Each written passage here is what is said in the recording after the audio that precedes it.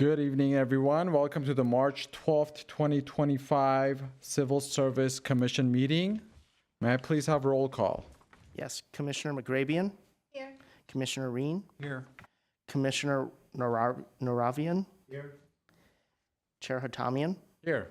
And for the record, Commissioner Kazarian is absent.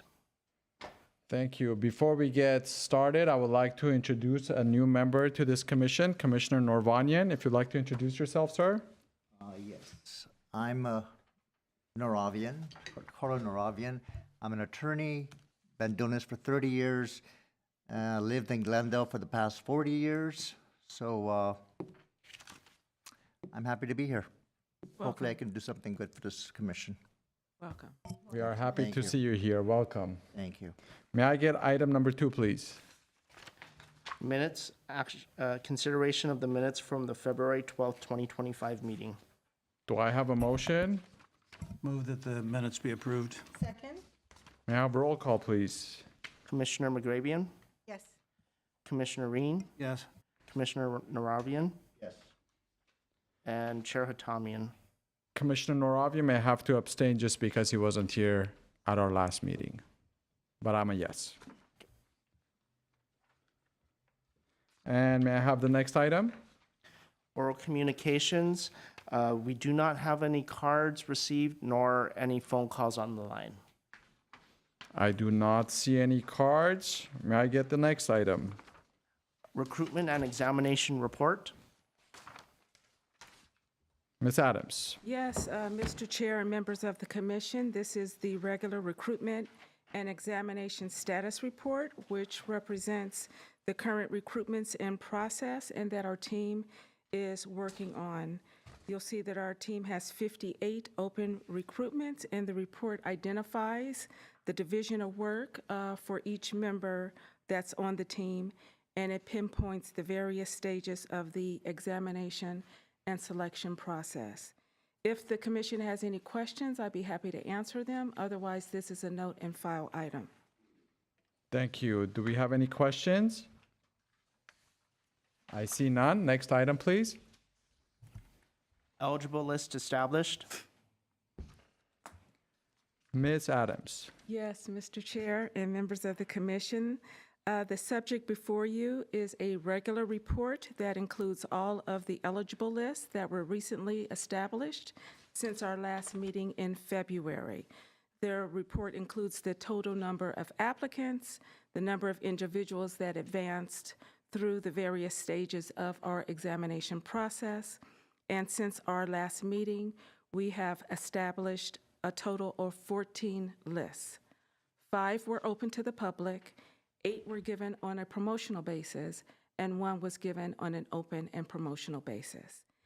This is a note and file item as well, but if the commission has any questions, I'd be happy to answer them. Do we have any questions? No. I see none. Thank you. Next item, please. Revised class specification for approval, Fire Communications Operator Series. Thank you. Mrs. Adams.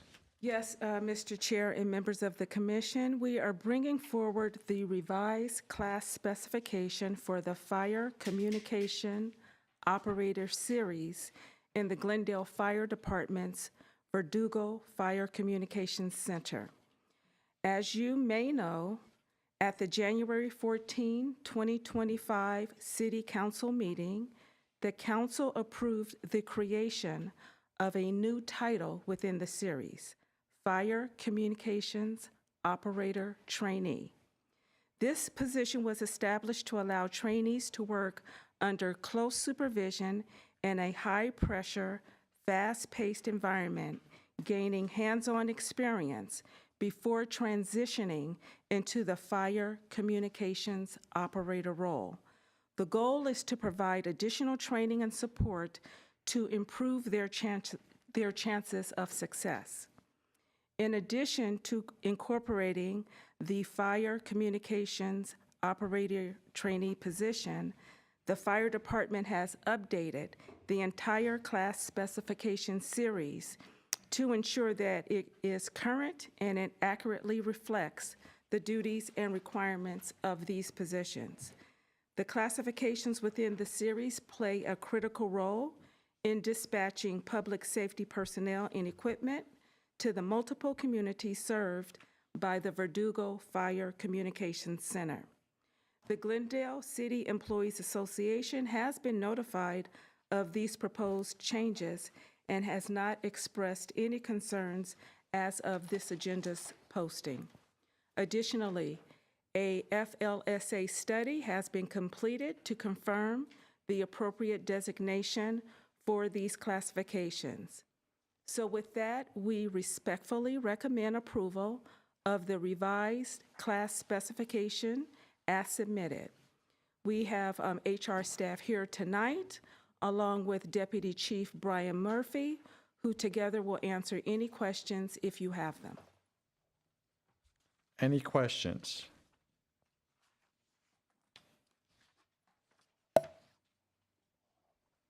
I see none. Do we have a motion? I move to approve as proposed. Do we have a second? Second. Thank you. May I have a roll call, please? Commissioner McGrabian, Yes. Commissioner Reen, Yes. Commissioner Naravian, I'm going to abstain. and Chair Hatamian. Yes. Next item, please.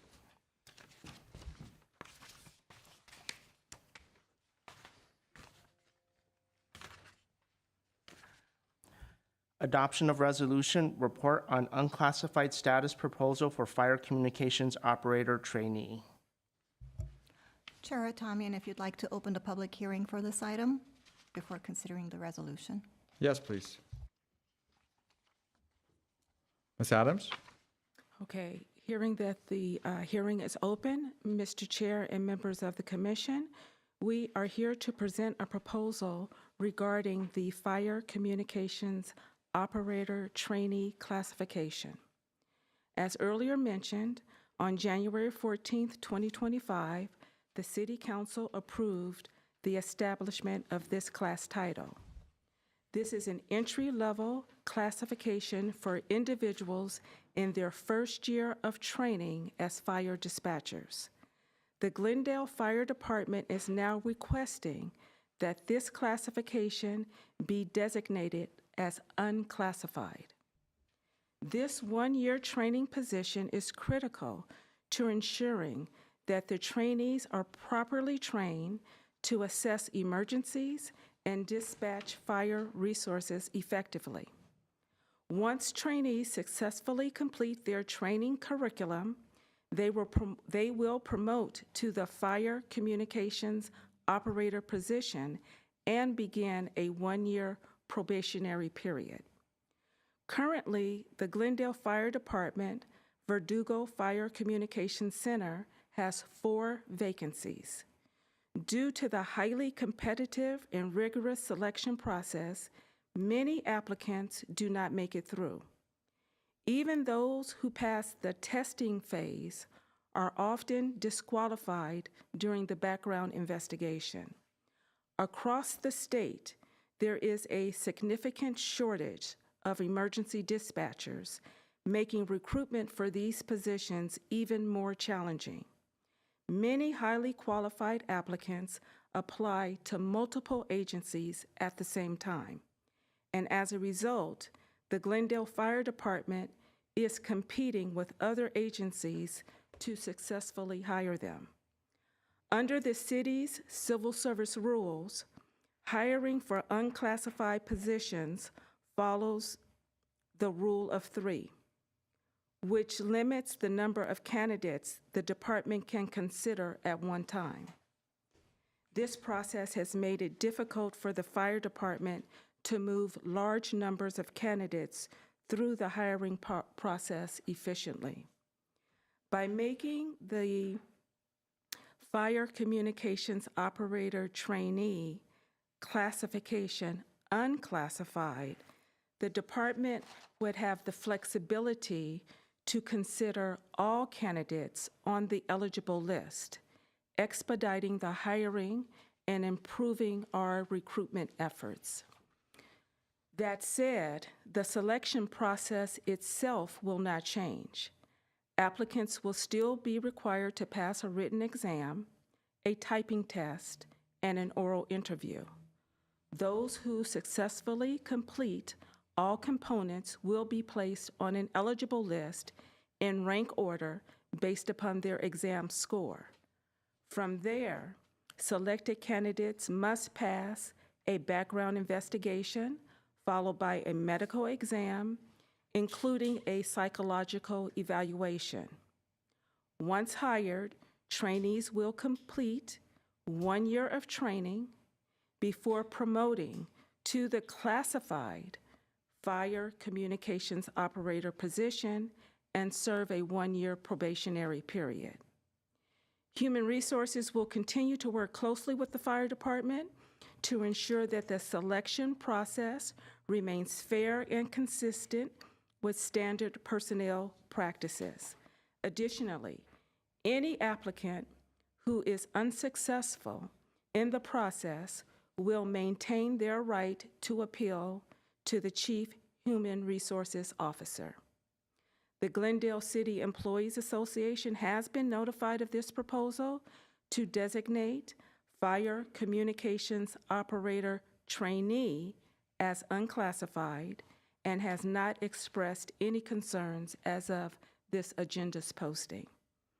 Again, we have HR staff here, along with Deputy Chief Brian Murphy, who will be happy to answer any questions if you have them.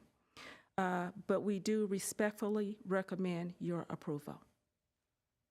Thank you, Ms. Adams. Do we have any questions? I have a question. It's, I'm in favor of it, but I want to make sure that I understand the legal authority for us to do it in the charter.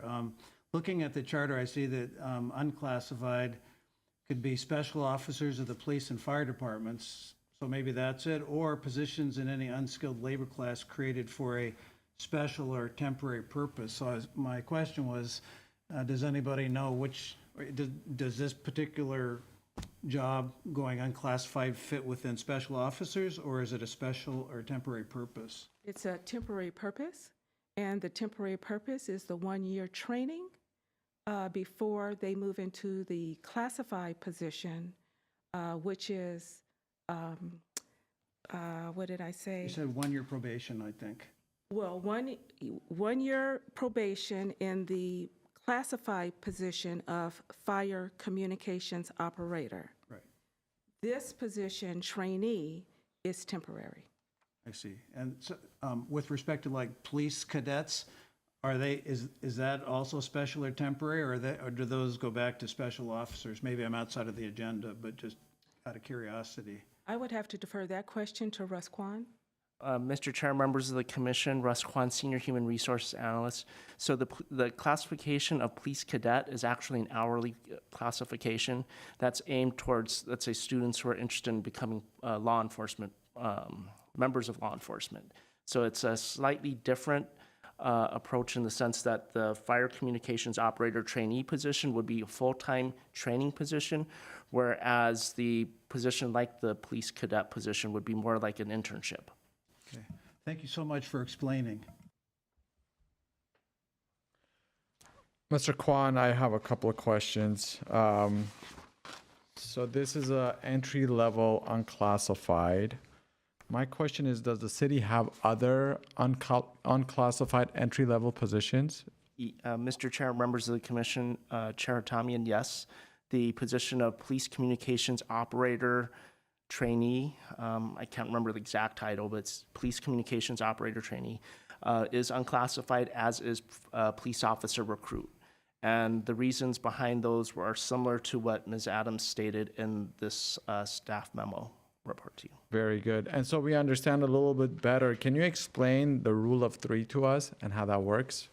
Okay, so as it relates to the rule of three, for any one vacancy that a hiring department has, the hiring supervisor will receive the top 3 scoring names from the individuals who pass the selection process and make it onto the eligible list. So in this case, where we have a written examination, typing test, as well as oral interview, a candidate has to pass all 3 of those components and be placed on the eligible list. And at that point, the top 3 scoring individuals from that eligible list will be presented to the hiring department for them to be considered for hire. And what hinders the fire department in this particular situation is the fact that they can only, under the rule of 3, they can only consider 3 individuals at a time. Whereas at this point, the fire department does have 4 vacancies that they do need to fill in a rather expeditious manner. So if it's an unclassified position and the rule of 3 does not apply, and we do a non-traditional banding based on the examination scores, the fire department then has the ability to reach down the list if necessary. Is that correct? That is correct. Essentially, once an unclassified recruitment or eligible list is established, they will have the ability to choose from anybody on the eligible list. But with that being said, Human Resources will still work with the fire department or any hiring department that has an unclassified position to ensure that they utilize the list in a fair, expeditious manner. And that was my question. How far down the list are they allowed to go? Like, does Human Resources kind of keep track of? Because ultimately, people are taking these exams, they're getting banded based on their exam scores, right? And let's say you have 20 candidates. Correct. And you have the top 5 who've done really well. And obviously, it wouldn't be fair if number 18 gets selected, right? Is there any type of an audit, or do you provide the first 5 and then the second 5, or do you just provide the list as is? We would sit down with the fire department and go over how many vacancies they have, and then I would say maybe divide the list in half at first to determine how we should best approach it. So that's probably the best answer I can give you at this point with it being without actually having a list in front of us. I understand. Thank you. Any other questions? I see no questions. Do I have a motion? Close the public hearing for the record, Chair Hatamian. Yes, please. Let's close the public hearing. I'll go ahead and move to approve. Second. May I please have roll call? Commissioner McGrabian, Yes. Commissioner Reen, Yes. Commissioner Naravian, Yes. and Chair Hatamian. Yes. Next item, please. Workforce Composition Report. Ms. Adams. Yes, Mr. Chair and members of the commission, we are here to provide an overview of the workforce demographic trends in the city of Glendale from 2014 through 2023. This analysis looks at racial and gender composition across our workforce, department-specific shifts, and how our workforce aligns with the broader Glendale community. Under the racial composition, the Armenian workforce has grown nearly 26%, while the white, Black, and Asian Pacific Islander workforces have seen declines. Hispanic representation has remained steady. Under gender composition, our workforce is currently 68% male and 32% female, with only 2 employees identifying as non-binary. The gender distribution varies widely across departments. Fire, IT, Public Works, and Glendale Water and Power remain male-dominated, while departments like City Clerk, Human Resources, Community Services, and Parks have a higher concentration of female employees. There are a couple of notable departmental shifts. Public Works has seen a 23.5% increase in female employees, and the City Clerk's Department has seen a 75% decrease in male employees. The Fire Department has increased female representation by 23%, and IT has seen a 46% decline in female employees over the last decade. When we compare to Glendale's population, our workforce demographics closely reflect the city's racial composition, where white, including many Armenians, make up about 60% of the Glendale population, followed by Hispanic at 20%, Asian 15%, and Black at 2% of the workforce.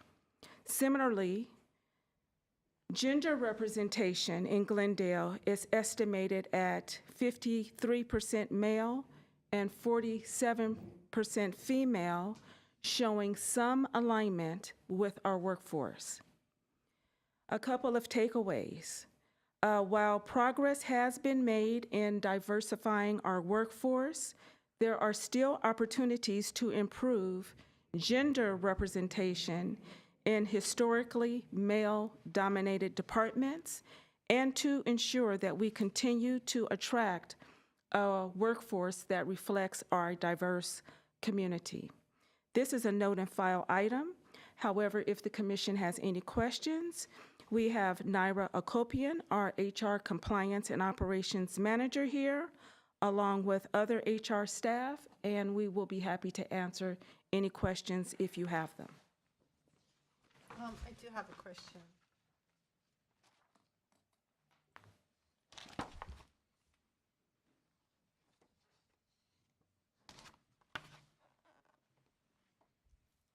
Good evening, Ms. Akopian. My question is, what can we as the commission do in order to assist in creating more diversity that Ms. Adams just discussed? In terms of, I mean, we approve positions, we don't have any opportunity to have anything to do with hiring. So is there anything that the commission can do jurisdictionally to assist the city with its efforts to diversify more? Well, the workforce demographics do very closely align with the population in the city of Glendale. So I think as a workforce, we're doing fairly well there, pretty well, in fact. I think what the commission can encourage us to do is to attend more hiring events not just here locally in the city of Glendale, but in other areas within the greater LA County. I think that the commission could encourage us to educate women on career paths that may be historically male-dominated. In fact, in the fire department, our fire leadership is about to host a day where they introduce young girls and women to fire service as a potential career paths. So I think that the commission can encourage us to attend and be involved in many more events such as this and periodically report out on what we're doing. Thank you, Ms. Adams. And how do we do such encouragement other than saying, I'm encouraging? Well, if you give us instruction, we'll follow it. And if on the record you ask us to report back, we will follow that instruction as well. So we will have to report back on our efforts. Okay, thank you for that. Can the city work with the school district to assist in the education that you discussed, to have more of a gender switch of what types of topics are being taught, or what type of topics that are being introduced to children at a younger age, so that we don't have to worry about them being adults and no longer interested in a certain profession? Since my arrival to the city of Glendale, I personally have not connected with the Glendale Unified School District on this particular subject, but I see no reason why I cannot. Can we encourage you to do so? Yes, ma'am. Okay, well, I do encourage the city to do so. Do we have to put the instructions that you spoke of, Ms. Adams, on an agenda to discuss at a future time to report back? If you want a report back in a particular month, then I would ask that you identify that. Otherwise, when we return to our office tomorrow, any instruction that the commission gives us, we look at our calendars and we decide when we're going to report back out to you. I personally would like to defer to your department and your judgment, Ms. Adams, because I don't know your calendar and I wouldn't want to impose. And I do believe that you have the priorities and urgencies in order, so I would defer to you. I'd also like to hear my fellow commissioners and Chair Hatamian's thoughts as well. We have a number of events that are on calendar for this year that HR staff will be attending, talking about our jobs and opportunities. We have recently engaged with our communications team to push out the opportunities to a broader audience using social media. We have the event coming up with the fire department that I described, which is pretty exciting. I've been hearing that we were moving in that direction for quite some time.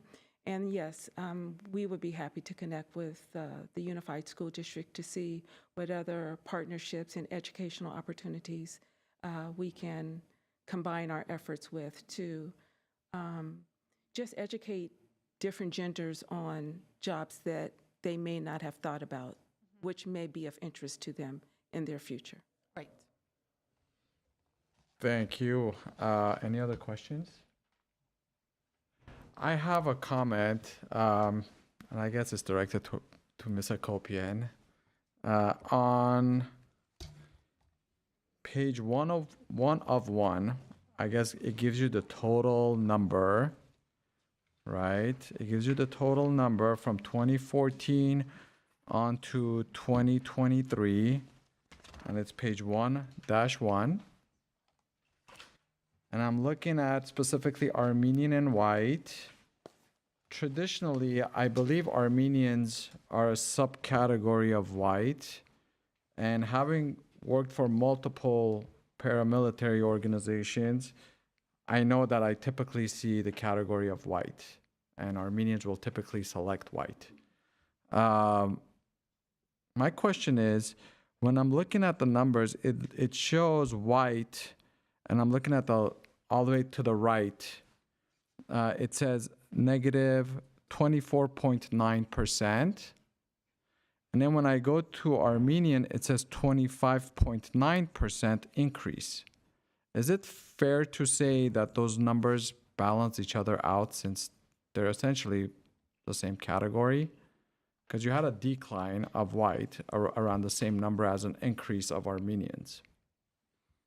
Good evening, Chair Hatamian. I don't believe so, because individuals who are marking Armenian, whereas in 2014, they didn't. So one doesn't impact the other on this specific report. And I believe the Armenian category was added many, many years ago to record the representation in the employee population. I guess there was not a way many years ago, and that's why they added it. Got it. Thank you for that. Is it fair to say that Armenians are a category of white? Yes, in a federal reporting standards, but when offered the opportunity to specify, if the employee would like to specify, they do specify, and we record them as they have indicated. Got it. Thank you for that. So I guess when I'm looking at those numbers and I'm looking at the percentages, and if we're saying, you know, this is a healthy cross-section of the community, and then I go to our law enforcement page, which is 5-7, and I agree with my fellow commissioner to my left about what is it that we can do as a commission to encourage diversification. And I look at the fire department. This is on page 5-7. The top chart, salaried employees, and I'm looking at Armenian,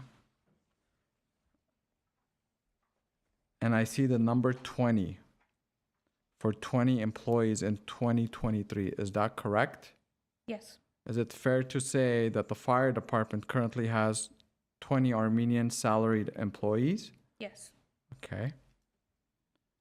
And that makes up 7.43%. Is that correct? Of Is the that number- 197. Got it. Yes. Thank you. And then my next question is gonna be in regards to the police department.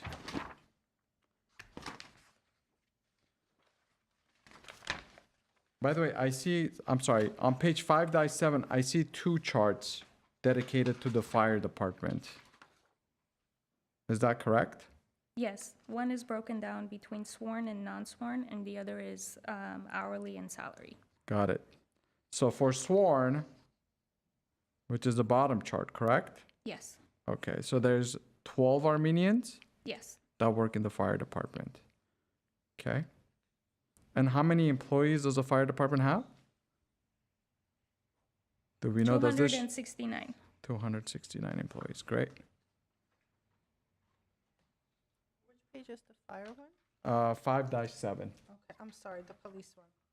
And I'm working towards the police one now. I'm trying to actually go there. Let's see. So we have human resources. And Ms. Akopian, if you know where the police department is located, you can direct us. I had it marked. but- 5-14. 5-14? Thank you. See? That's why we have you up here. Thank you so much. Okay, here we go. With the police department, and we have sworn totals. We have a total number of 28. Is that correct? For Yes. sworn Armenian? Okay. And then can you enlighten us as to the total number of employees at the police department? 345. 345. I might add that the 345 It's, is sworn and non-sworn. got it. Yes. How many do we have total sworn? 232. Thank you. And so when we compare it to when we compare our paramilitary organizations to the total number of employees for Armenian, it seems like majority are non-sworn positions. Is that fair to assume? It seems, yes. Okay, so if I was to narrow this down, and I guess this question is for Ms. Adams, if we were to encourage more diversification into our sworn positions, Is there anything that the city is working towards or anything that the commission can do to encourage that?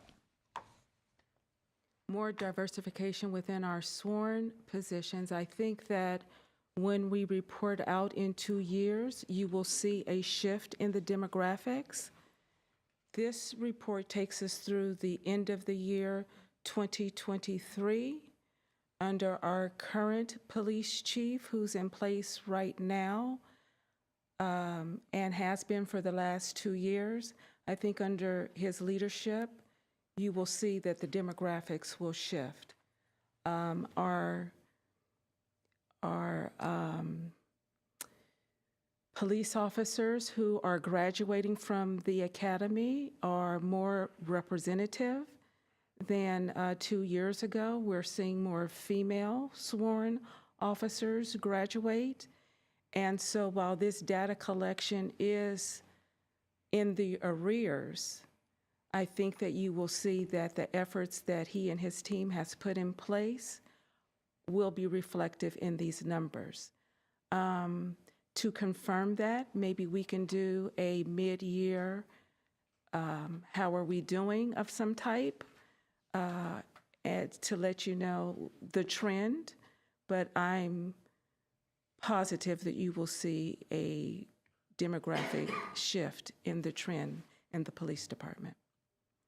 With the fire department, I know that fire leadership has many ideas to progress around gender representation, but in order to get there, there are some improvements needed to fire station and dormitories so that we have proper areas for both men and women, and we're not quite there yet, but we are moving in that direction. So when we can receive women in the dormitories as they should be received, then I don't believe we will have difficulty with that data trending and including more women either. Ms. Adams, is the fire department currently turning away female applicants because we don't have dormitories for them? I don't know the answer to that question. I would very much like the answer to that question.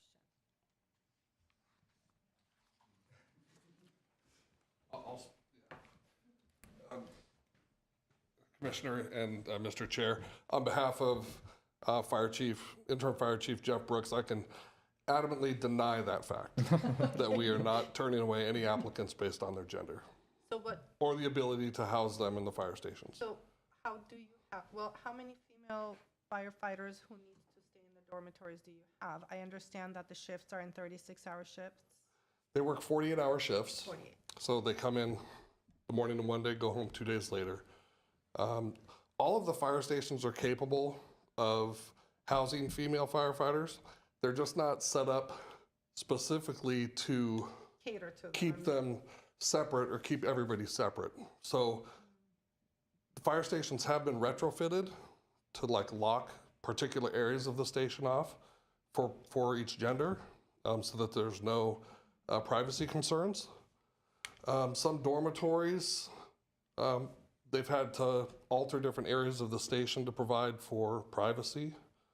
As Ms. Adams referenced, that's a lot of work ahead that the fire department has. Currently, we have. But we are in 2025. Correct. So we can't be antiquated. Right, and unfortunately, some of these stations were built in the 50s. So I know, but that was a long time ago. that is a long time ago. 75 years ago. Yeah, I know. I know. It's we're not, working- the it's fire not being department- impatient to ask that Right, after the fire department 75 is working years. hard through different projects to try and get those retrofitted So as fast as we can. Currently, how many female firefighters do you have that are able to stay in those dormitories? All and of that them. do? All of them. How many do you, There are, female firefighters do you have? 2 currently. And both of them are able to stay and Yes. work. They can work any station, any position. Have you considered, or rather, do you have lactation areas, private lactation areas for? We haven't come females? across the need for that yet. The one firefighter that we do have that currently may be in the position is actually on a light duty position. But citywide, city- we have areas for lactation. So as employees make that request, then we work with them to accommodate them for privacy for that. I'm of the opinion that if you build it, they will come. That works in so many areas. Right. And I believe that after 75 years, if you build it, they will come. So we have to take the proactive approach. Because people talk. Oh, yeah. The paramilitary, I represent hundreds of fire departments and hundreds of law enforcement departments all up and down the state. And everyone knows everyone, just like everyone knows everyone in the legal community. They're small communities. And people talk and say, how's the accommodations in this city and how's the accommodations in that city? Well, I'll apply here because I have a better, place than this. So you don't want to not have people apply because they don't like that after 75 years you haven't gotten around to it yet and you're promising that you're working on it. Of course. Rest assured that it is the high priority. They just did a strategic plan that identified all 9 fire stations need upgrading, and the oldest are the top 3 that are the priority for retrofit and actually rebuild. And as someone who works in a traditionally male-dominated industry, and for the first 5 years of my workspace, I was the only female in every room I walked into, I understand. Times are changing, and we have to change with them. Correct. Wholeheartedly agree. Thank you. Thank you so much. Okay, you're welcome. Thank you. So, I'm sorry, while you're up here. Yes, sir.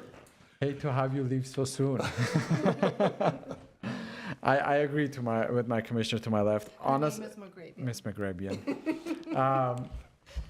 So I do think that if you build, they will come. But I also, having actually worked inside of these organizations for many, many years, specifically in law enforcement, we have to encourage kids at a young age for them to see that as an option, right? Regardless of their gender, their race.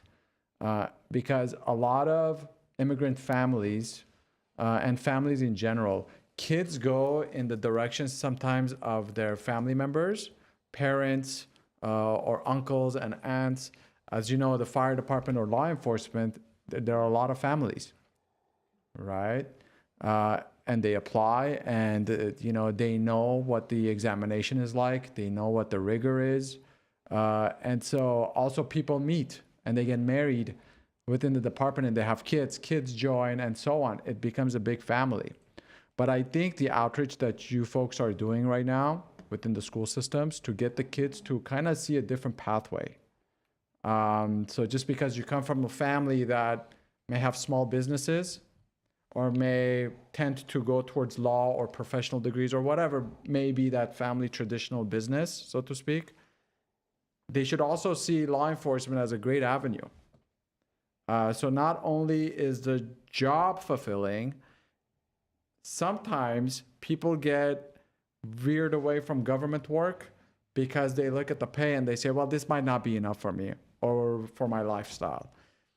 Kids are smart now. So while you're out there, I would encourage you to also present information as to the benefits. Believe it or not, when I was at the DA's office, I would go around with a group of DAs to inner city schools teaching 5th graders on legal decision making and good decision making. And what we did is we provided them with a pamphlet of how much it costs to live in certain areas and the level of education that you need and the type of jobs that the county has to offer. And they would take that and we would give them a physical paycheck, and this would be your job, and this is how much you make as a firefighter, and this would be your retirement, so they could kind of see themselves in that position. Because a lot of kids do not understand the benefits of, number one, government employment, number two, the fulfillment. A lot of younger generation are purpose-driven. They want to have a fulfilling job. Once you turn 40, 50, 60 years old, you want to look back and look at the difference that you've made. So I think it's just the way you present the information to captivate the kids, Right. to find that interest level. Yeah, it's not the most comfortable place to work sometimes in a firehouse or to be in a black and white, during a graveyard shift, but it's fulfilling. Right. And you can't put a price tag on that. So I think it's just the way you present it, the way you entice these kids to get interested, and then you will have that diversification throughout the department. And diversity itself has a huge benefit. There's been many studies that have been conducted to the department, to the city, and to the community as a whole. So I encourage you to do that more often. And I think that's something that maybe the commission can recommend. Yes. And I do agree with you that our new police chief is doing a great job. But I do think that outreach to schools, and, it's not, 5th grade on, they understand. Right. I I'll understand. share some, following the meeting, I'll share some ideas with Ms. Adams Thank you so regarding much. regarding Thank that you so outreach. I appreciate I that. do have to say as a follow-up, my son's favorite class is called PSA at Hoover High School. It's That the was Public Safety Public Safety class. Academy, yep. His teacher is a former captain from the Sierra Madre Fire Department. If you even suggest that he shouldn't take that class next year, he will just refuse to go to school. They were doing things like nodding and climbing, and we'll go places and he'll look for the fire hydrants. It's really fulfilling for him, and it's a huge deal to have schools have these classes. No, absolutely. I'm a direct product of the Glendale Fire Department's Explorer program Nice. from the early 90s.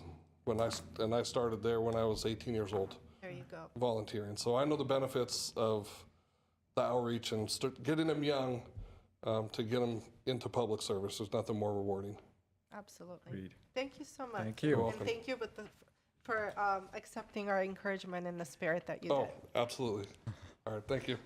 Thank you. Any other questions, comments? I see none. Maybe please get the next item, please. Yes.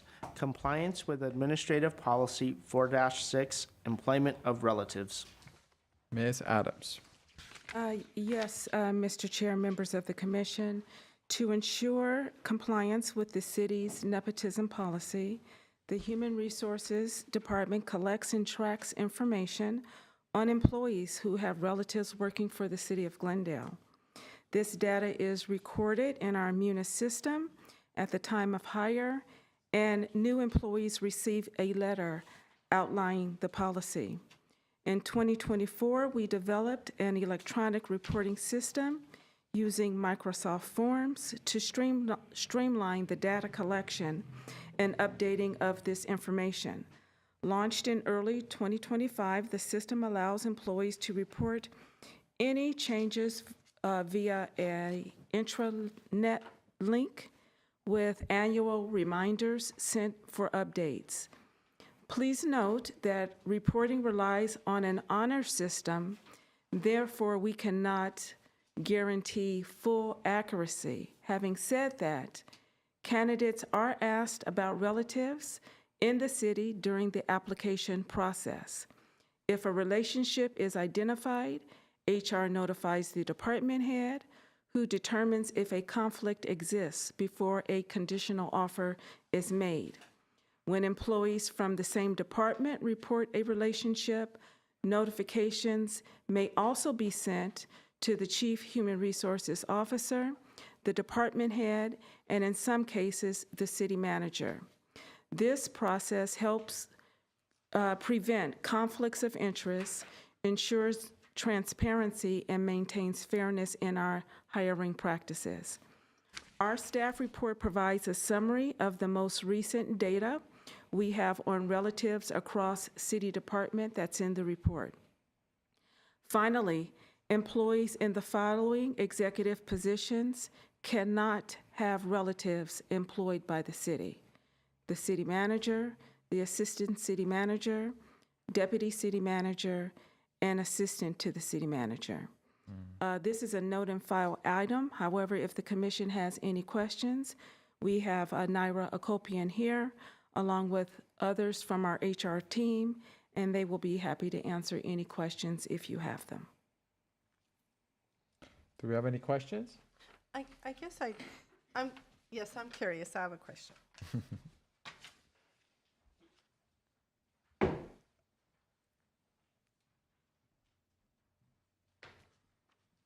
Hello again. So the ones that we have, the departments that have, I guess we have a grand total of employees who have reported having a relative. does the city allow relatives in the same department? Yes. Just not in direct supervision? Yes. Okay. And how many of these, how can we find out if, like, for example, I mean, I don't know, for all I know, the community development has 12 family members in it. How can you tell, how can you gauge how many, is there a limit of the number of family members can be in the same department? How does that work? There's no limit in terms of the family members in a particular department, but there is a limit on the structure, and the structure and who supervises whom Right. may limit adding another family member to that particular org chart structure. And so on the application, there is a question where we ask, are you related to someone? And if so, if yes, who is that person? And we immediately notify both parties of our nepotism policy. We send both a separate letter, and then through the annual recollection of data, we can confirm that no relative is supervising another relative. It is incumbent if, say, during the course of a year, two people were to marry, and now they are related, it is incumbent upon them to notify us, the Human Resources Department, of that union. Now, say someone doesn't change their name and I don't know. At that moment in time, I may not know. But once it comes to light, and believe me, it will, and then you have lied, that's a cause for termination. And if two people do get married and they're within the supervision chain, then do you have to remove them from that?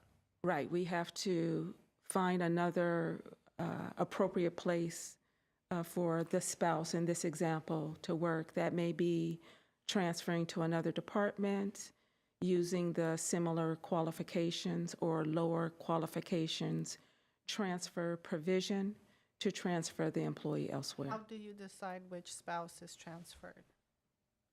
I've actually not encountered that specific situation, so I think it would depend.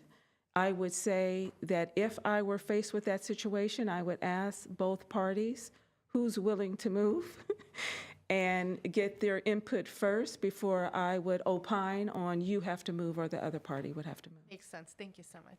Thank you, Ms. Echo. Thank you, Ms. Adams. Do we have any other questions? Yes, thank you, Mr. Chairman. One of my questions relates to persons that may cohabitate in a romantic relationship. And currently, they're not embraced within our nepotism policy, but the policy and the substantive issues, I think, are the same if people are related, they're living together in a romantic relationship. And so I'm throwing it out to my fellow commissioners to maybe think about making a recommendation to supplement this. And this isn't so far out in left field because the State Board of Personnel has a nepotism policy which expressly includes cohabitation in a romantic relationship. So what we want to do here is encourage the best, most diverse employment group that we can have, the best. And so when you have a relationship that's nepotism, then it undermines the spirit and that concept. So that's one thing. The other comment I have is that there are a few people that are absolutely prohibited per our current policy, which is the city manager and 3 closely related people. And I'm wondering, I think Ms. Adams, for example, stands above just about every person that's employed in this city. And maybe we should think about, are there any other positions that might result in an absolute disqualification? I don't have an answer to that. Maybe Ms. Adams has an opinion on it, and I'm not proposing any changes tonight, but I think these are things that maybe we might want to think about and make a recommendation for change in the future. I think I'd like to respond to the second point, Commissioner Wren. So the city manager operates the city's day-to-day activities, correct, Ms. Adams? Yes, he's the And has the CEO. final authority to terminate every employee. Yes, he's the CEO. So it makes perfect sense that this person should not have, and persons working closely to them. Oh, I'm not disagreeing with the city Right. manager, I'm saying add people. Right, but adding people creates a huge censure. Let's say I'm a department head, and I have my child who wants to be hired in some other department that has nothing to do with what I'm doing. Let's say I'm a head of public works, and my child wants to work in the library or in the arts. So why should that human being not get a job in the city that they live in because, lo and behold, their parent works in the department? I can't control their job because they have a different department. So I think it's too much censure to prevent residents from being able, or people who don't live in Glendale, to be able to work in a city. It's too much censure, I believe. But it makes perfect sense for the city manager's office to be included. I agree with what you just said, but I think Ms. Adams stands in a different position than the hypothetical you gave, because in that, your daughter or your relative could work in any department other than the department of which you are head. Right. Ms. Adams stands in a unique position here, whereas pretty much every employee in the city ultimately reports to that position, I think. And so, but I'm not proposing anything definitive tonight. I'm only suggesting these are ideas that we might think about, debate, argue at some time in the future. And Ms. Adams has explained in the past that friends and family encouraging other people to work for our city is a good thing. So we don't want to discourage that. All we want to do is have barriers in place that make sure that somebody's not using their position to benefit somebody for reasons of family or personal relationship, not for purposes of the quality of their work and their qualifications. That's all I'm saying. As I understand it, the Human Resources Department does not make decisions for termination, discipline. You advise and process paperwork and do the work, but not make the decisions, correct? At the end of the day, the CEO of the city manager, is the final appointing authority and makes those final decisions. It's just HR is just the supporting department that makes that happen. We are the ones who facilitate investigations and make recommendations for the city manager's consideration. As it relates to a human resources director having an employee on payroll, that is not my situation. However, in another city that I earlier worked for in my career, both my daughters did work for the city of Los Angeles at some point in time. It did not pose a problem. We were in different departments. Thank you, Ms. Adams. So, Commissioner Reen, I believe the first concern you had was nepotism and romantic relationships and whether or not the city, Ms. Adams, has a policy in that regard. I believe the city does have a policy, but I'm just going to ask for clarification. Yeah, where it describes what a relative is, it says relatives in the same household. It does not break it down to domestic partnership. So I would have to defer to someone else in human resources if they've ever encountered that particular situation. It's not broken down with that level of detail. I guess the problem is that you define relative with the word relative. If we change the last use of relative or any other persons living in the same household, then that would be different. But you can't define relative with the word relative. But to say another person living in the same household, that could be a roommate. In a romantic or partnership, romantic, something to make it more, We can certainly take a look at Consider modernizing changing that that. language. right, Yes. partnership or domestic partnership or romantic relationship. Ms. Adams, may I ask when the last time was that the policy was revised? I know the county recently revised all their policies in regards to nepotism. Do we know? I'm looking to my staff. I don't May I? know if we have that date. Okay. I do have the document here, and it says revised November 22, 2019. Okay. In a And so- while. There are more and more people who choose to not be married but have a lifelong partnership. And I agree with Commissioner Rin, that is something that should be added to the policy. We can certainly look at modernizing that language. That would be and, great. report back to you, yes. And then Commissioner Reen, your second concern was the possibility of adding additional classifications to city manager, assistant city manager, deputy city manager, and assistant to the city manager. So I believe this issue was brought forth based on a public comment. Is that correct, Ms. Adams? That is correct. Yeah, so my question is, does the city have any procedures or protocols when it comes to elected officials? For elected officials, no. As far as having relatives being employed, whether within the same department or in different departments, are there any protocols in that regard? I believe for the public comment, that commenter was speaking about a former employee who was related to our elected city treasurer, and that's not a rule violation. That's not against policy. Mr. Chair, the policy does, as it currently exists, does state that the employment of relatives of city council members, the city manager, or the city manager's immediate staff anywhere in city service is prohibited. That's the language that it uses. So I think staff is extrapolated from immediate staff, the assistant city manager, deputy city manager, and assistant to the city manager. So one of the things when I was reading this policy, I was like going immediately, like, okay, immediate staff. Well, who is that? That could be a phrase subject to argument. All of us lawyers up here are thinking, oh, I could do some billable hours on that one. I think that immediate staff means chain of command. Is that correct? There are no relatives working in the management services department in anyone's chain of command. But So- I guess the question was more of like elected officials, if the city has any type of protocol or prohibitions in regards to that.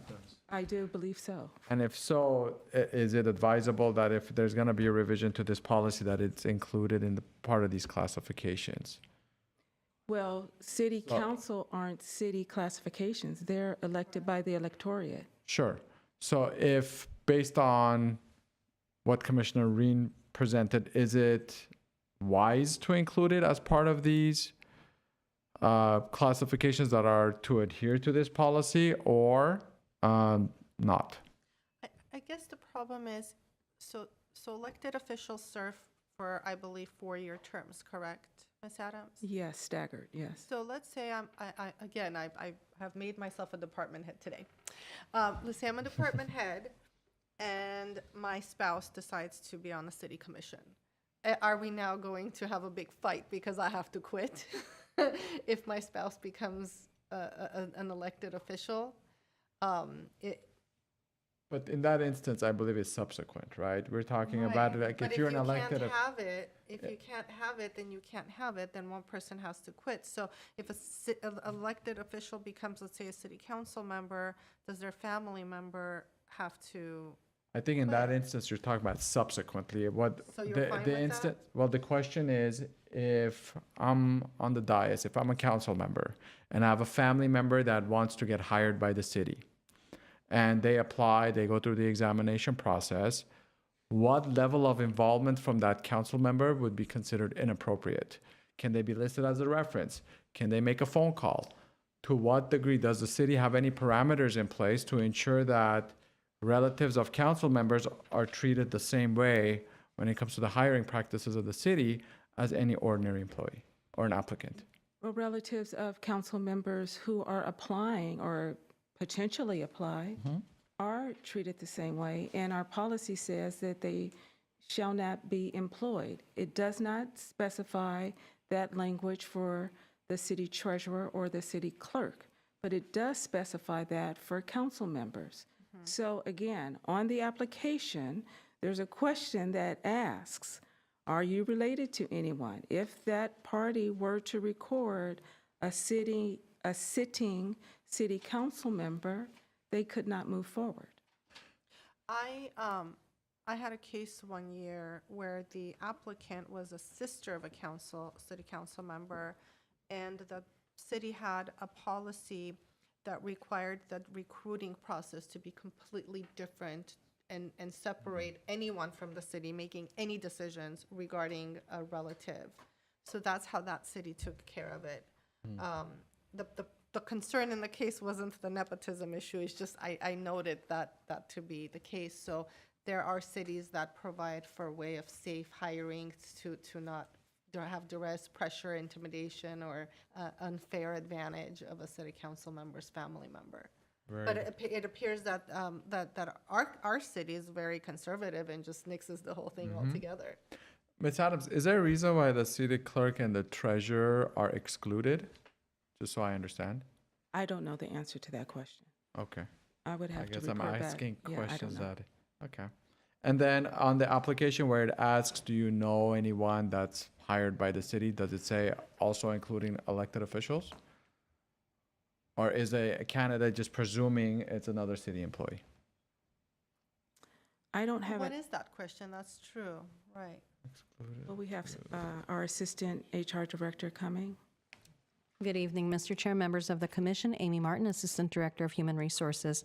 The question on the application specifically reads, do you have any relatives, domestic partner, or council member employed by the City of Glendale at this time or at any time within the last 6 months?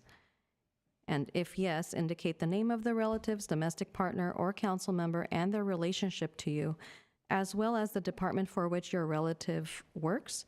Please write your response in the following format. So we ask for the name, the relationship, the department, so that a determination can be made whether or not there is a potential conflict or a violation, potential violation of the nepotism policy, so that we can address it at that juncture. So you have both the domestic partner language and the council member language? Yes. Yeah. Do we know why the treasurer is excluded? I don't have an don't answer know. to that. I don't know. Okay, because the only reason I ask is because knowing how governmental entities sometimes operate, the treasurer, wherever, the money is tied, there's obviously a lot of influence. So I'm just wondering why certain elected officials are not included in this policy. Yeah, we would have to research that and get back to you. Thank you. I would say, Mr. Chairman, if I could just comment, I think that the city council has sort of, the members have total, they're in charge of running everything. Everybody answers to the city council ultimately.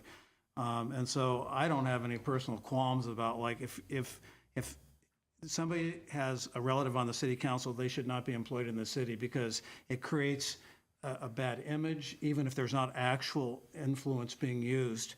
But somebody that's a treasurer doesn't have that line of control or duty that the city council does, or the city manager.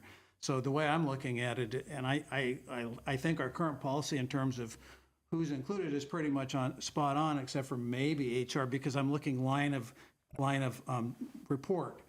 And so HR has some level of responsibility for discipline and hiring, every key aspect of every employee's career here, as does the city manager at some point potentially, and the city council. So there's no reason why the treasurer's son couldn't work in public works, I don't think. Or the head of public works son couldn't work in finance or IT. But I wasn't hoping for a big debate tonight, just maybe throw out an idea that maybe this is something we should look at, and there's a lot of different arguments and ideas, some of them at crossplay. There's you do one thing and it has a good part and a bad part, so a careful balancing is in order. So I'm just throwing it out there let's maybe think about it for some future action. Agreed. I think, did receive a blanket allegation, and so therefore, we have this report and this policy in front of us. I do think that we're asking great questions in regards to why certain elected officials are included and certain ones are not. I do think the influence is still there because when you apply for a governmental agency, especially when it's a smaller city government, and they know, if the hiring authority knows you're related to somebody that's elected, it automatically gives you an advantage. I've worked for several governmental agencies. I know that's how it works. Now, the question is, to what degree influence does that person play? Anybody, anywhere where the money is tied, any finance manager, fiscal manager, they do have a lot of influence. And it's only one person. See, when you have a dais, at least you have a quorum. You have several people. There's a level of checks and balances. So the question is, why some and not the others? And that's a valid question that hopefully, Ms. Adams, we can explore further on this topic and maybe report back. There may be a very good reason, and we just don't know. It hasn't occurred to us. And if there is a reason, I wouldn't want to presume it. I'd rather know why. Thank you. Just one other comment, which is that this administrative policy manual is not something created by HR. It's by the city manager's department. So I'm not sure we should be asking HR or Ms. Adams to report back to us as to why the content of this is as it is. HR does deal with policies, different kinds of policies, all kinds, including this in particular. So the inquiry may have to go back to the city manager. But, if policies are outdated, if it requires revisions, if we received a blanket allegation that was brought forth to the city commission, we ought to just find out if there are any missing components and what the rationale is behind it. And I'll leave it up to Ms. Adams whether or not the city manager would be more appropriate, or whether or not HR, because HR is in the business of departmental policies also. Yes, it is executed by the city manager, but HR interprets it. HR provides input to management on it. HR, when it comes to discipline, provides guidance to management on our policies. So I'll leave it up to Ms. Adams to decide on which avenues she would like to exercise in reporting back as to whether or not some revisions are appropriate that we mentioned on this policy. Yes, Mr. Chair, members of the commission. I do report directly to the city manager. On his behalf, I will look into it, and I will report back to you once I find the right answer. I do want there to be clarification that when you receive a blanket allegation, the first thing you look at is there a violation? Is there something, is there misconduct going on? I find no misconduct, and I believe that's a consensus on this table. However, when you closely look at anything, you always find ways to improve. Isn't that the beauty of growth? So the comments and suggestions that we've made it are not to, in my opinion, to remedy misconduct, but to rather, now that we're looking, we're just offering improvements to an already what appears working well policy. Understood. I just want that to be clear. Understood. Absolutely. I second that. I third it. All right. Any other questions? I see none. Next item, please. Reports and information, employee job performance evaluations past due aging report. Yes, Mr. Chair and members of the commission, before you is an informational report on performance evaluation and the return status for the City of Glendale's employees. As you can see, the response rate is very good, and there are no evaluations on the second notice list. If the commission has any questions, I'd be happy to answer them. Otherwise, this is a note and file item. Any questions? I see none. Next item, please. Civil Service Commission staff comments. Any comments? I have a comment. Yes, please.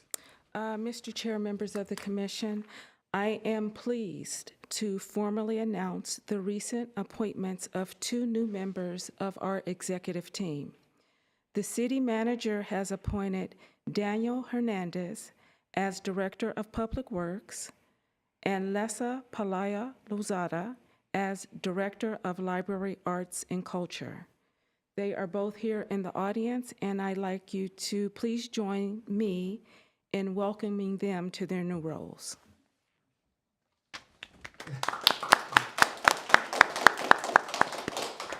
Welcome, directors. Welcome, directors.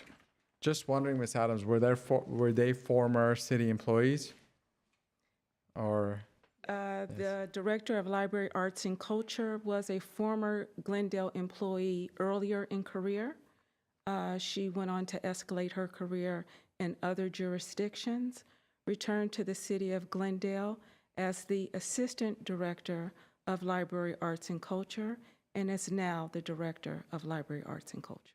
very good. That's fantastic. Congratulations to you both. Congratulations to you both. All right, let's see. Next item, we have adjournment. Thank you, everyone, for joining us today. I move to adjourn? Yes, thank you. A second.